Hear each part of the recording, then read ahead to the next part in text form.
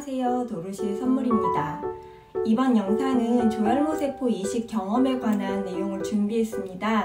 지난번 조혈모세포 이식에 관한 영상 한 편을 올렸는데 오랜만에 치료 과정 관련된 영상을 올려봅니다.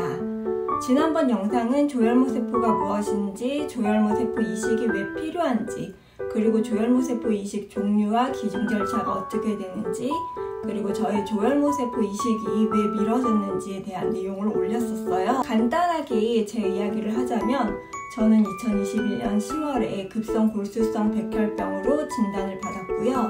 2022년 3월 29일에 타인 동종 조혈모세포 이식을 받았습니다. 본격적인 내용을 시작하기 앞서서 이 영상은 저의 개인적인 치료 과정에 관한 내용을 담고 있습니다.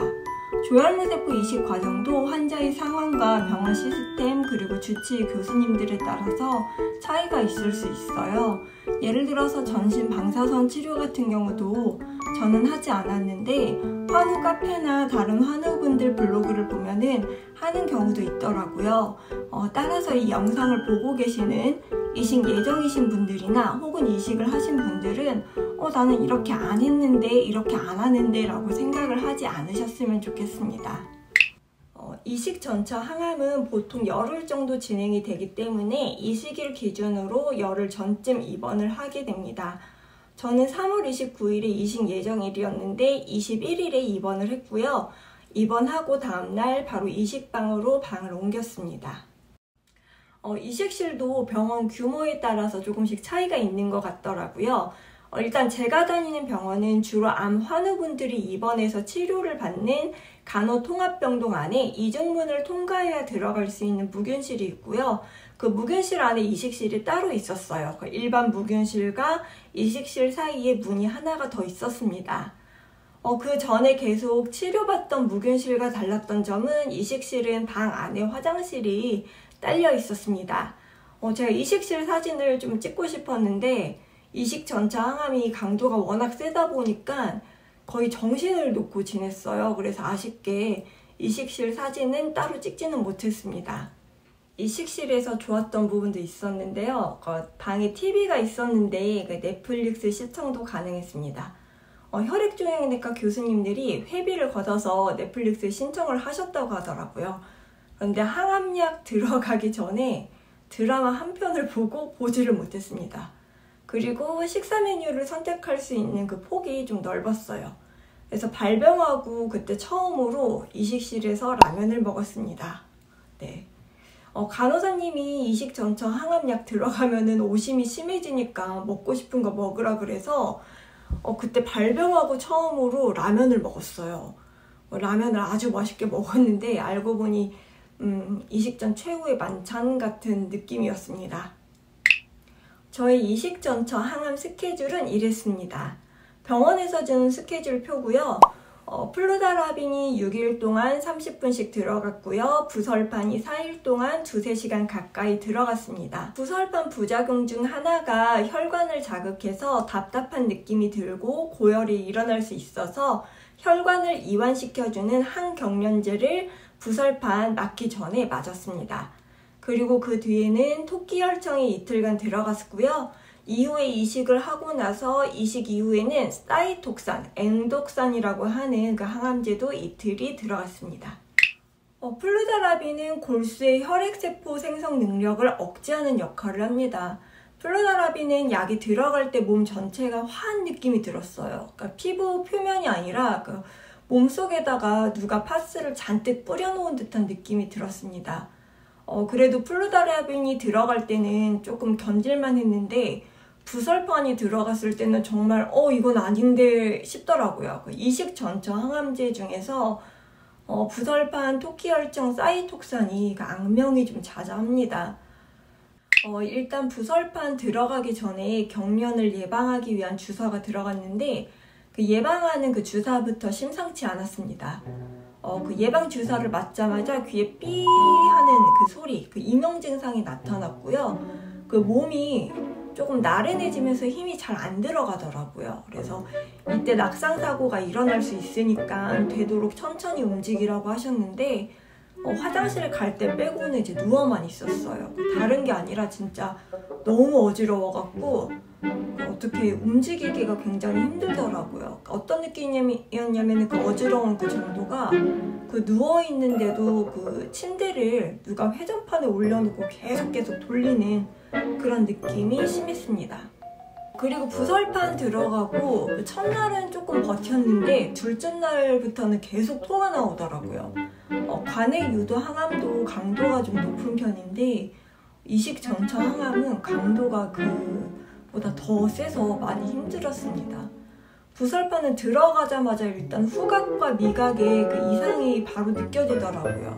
그러니까 모든 냄새가 다 역하게 느껴졌어요. 그 생수도 그렇고 보리차도 그렇고 뭐 흰죽도 그렇고 이제 모든 그 냄새가 다 역하게 느껴졌고 맛도 다 이상하게 느껴지더라고요. 그 가장 힘들었던 거는 증상은 오심 구토 증상이 가장 힘들었습니다.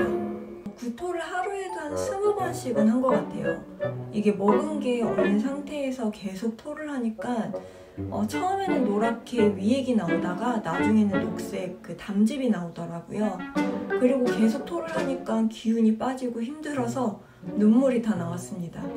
문제는 경구 복용해야 되는 약이 있는데 이때는 물만 먹어도 속이 뒤집어지는 상황인데 거기에 약을 먹으니까 먹은 지 30분도 지나지 않아서 계속 토를 했어요.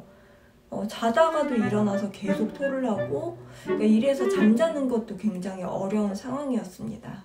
이렇게 계속 구토를 심하게 하니까 결국 아티반을 처방을 해주시더라고요. 아티반은 정신과에서 많이 사용하는 약으로 알고 있는데 이때는 수면 진토제처럼 사용을 했습니다.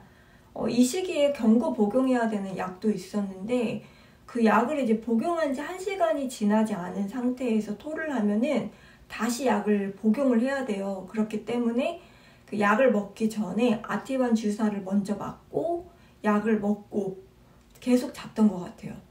문제는 그 아티반 그 약 효과가 떨어지면은 바로 또 이제 구토감이 올라와서 눈 뜨면 다시 또 토하고 이제 그랬고요. 그러다가 열이 한 38.5도 이상으로 계속 이제 올라가서 해열제를 달았습니다. 그 상태에서 이식 전처 항암의 끝판왕이라고 할 수 있는 치모글로불린, 일명 토끼혈청이라는 약이 이틀 동안 들어갔는데 그 부설판 맞는 그 중간에 같이 들어갔거든요. 근데 그때 그 토끼혈청 들어갈 때는 이러다 진짜 이식하기도 전에 죽는 거 아닌가라는 생각이 들 정도로 굉장히 힘들었습니다. 토끼혈청은 말 그대로 토끼혈청에서 추출한 약이고요. 이식 과정에서 일어날 수 있는 면역 거부 반응을 줄이기 위한 면역 억제제입니다. 아무튼 토끼혈청 들어가고 이제 열이 한 39도 가까이 계속 올라갔던 것 같아요. 그러면서 이제 오한과 구토 증상 이제 더 심해졌고 이때는 해열제를 맞아도 열이 37.5도 정도까지만 떨어졌다가 다시 또 오르고 그랬던 것 같습니다. 고열이 이제 계속 나다 보니까 두통도 심하게 오고 그래서 이때는 해열제랑 아티반 맞고 진짜 약 먹을 때랑 화장실 갈 때 빼고는 계속 침대에 누워서 잤어요. 이식실 들어가기 전에 병동 수간호사 선생님께서 이식병동 가면 나는 그냥 잠자는 숲속의 공주다 생각하고 잠 많이 자고 나와요 라고 하셨거든요. 근데 진짜 잠만 잤어요. 왜냐면은 눈 뜨면은 계속 토를 하니까 그냥 자는 게 낫겠다 싶더라고요. 열이 계속 떨어지지 않으니까 중간 이렇게 피검사를 했던 기억이 또 납니다. 이식전처 항암이 굉장히 독하다 보니까 그 머리도 다시 또 다 빠지더라고요. 관에 항암할 때 머리를 밀고 이식하기까지 한 4-5개월 정도는 그 텀이 있어서 머리카락이 한 4cm, 5cm 정도 자랐는데 다시 또 머리를 그때 밀었습니다. 그러니까 처음 머리 삭발할 때랑 또 기분이 달랐던 것 같아요. 그렇게 토끼혈청까지 들어가고 2022년 3월 29일 대망의 조혈모세포 이식일이 되었습니다. 보통 타인 동종 조혈모세포 이식일 경우 이식 당일에는 담당 코지 선생님 혹은 운송 담당자가 공여자가 있는 병원으로 가서 조혈모세포 채취한 것을 가지고 오는데요. 저는 이전 영상을 보면 아시겠지만 먼저 이식실에 들어갔던 환자분이 코로나 양성 반응이 나와서 불가피한 상황으로 이식 일정이 미뤄졌었어요. 그래서 원래 이식하기로 했던 날짜인 3월 17일에 맞춰서 기증자의 조혈모 세포를 채집을 했었는데 그 채집한 조혈모 세포를 동결했다가 그 29일에 그걸 녹여서 조혈모 세포 이식을 진행을 했습니다. 조혈모 세포 이식 과정을 잘 모르시는 분들은 다른 고형암 수술처럼 마취를 하고 암을 잘라내는 그런 방식으로 진행될 거라고 생각을 하시더라고요. 조혈모 세포 이식은 수혈받는 것과 비슷하게 진행이 됩니다. 조혈모 세포 이식은 오전에 진행이 되었는데 이식하기 전에 혈압, 심전도, 산소 포화도 이런 검사를 했던 것 같고요.